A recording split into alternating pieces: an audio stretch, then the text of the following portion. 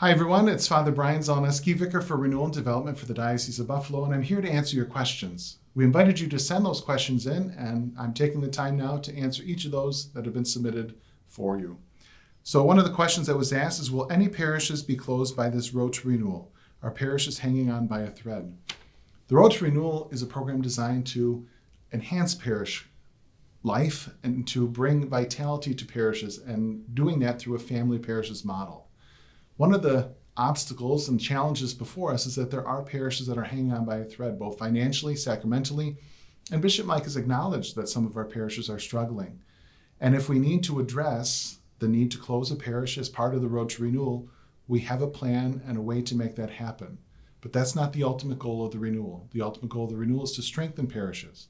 But again, we will address those specific situations on an as-needed basis. So another question that came in is, how are weekly collections going to work? For example, if I go to Church A and then because of mass cuts, I end up going to Church B instead one week, will my donation stay with Church B or go to my home parish A? When it comes to collections, as long as you're using your envelope, your donation goes back to the parish that it was intended to. So if you are from Parish A and you attend Parish B one weekend, as long as you use your envelope and submit that in the collection basket, Parish B will send that donation back to Parish A. But we need to make sure that we're using our envelope so that our financial support can continue to help our parishes moving forward. And so while each parish remains financially independent, it's important for all of us to realize, no matter where we go, our donation needs to be marked, and that will take it back to where it is intended for and support them along the way. Another question is, I've heard that priests are leaving over this family plan, but it is in place and not going away. Why didn't the bishop look at the map and the money get generated by parishes and close parishes that are too close to each other or family? This plan is already putting people against each other because they're scared. I understand that this is a time of uncertainty within our diocese, and it's not just the Road to Renewal that's bringing the uncertainty. Let's be clear about that. There are many factors that led to the Road to Renewal, some of those, of course, being our Chapter 11, of course, the sex abuse scandal. COVID pandemic had a major impact on the future vitality and viability of our parishes. All of those things have left people uncertain. The Road to Renewal is actually trying to help ease that tension and uncertainty as we come up with a plan going forward.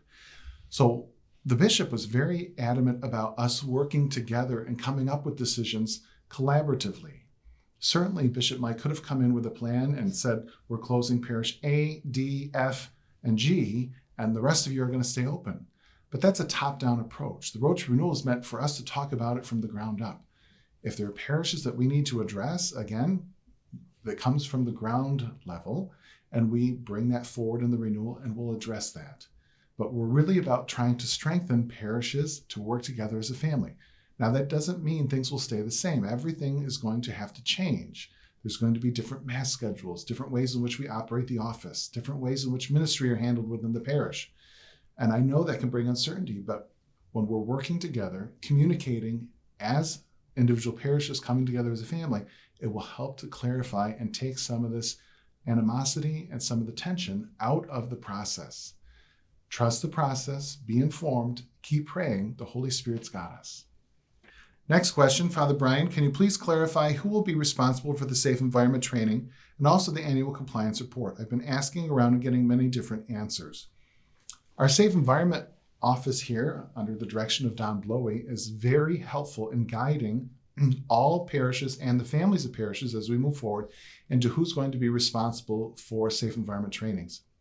Of course, we're asking, we know that volunteers, anybody that works with youth, have to have safe environment training, and that is coordinated through the diocese, the trainings themselves. As far as a safe environment coordinator at each parish location, there should be one already.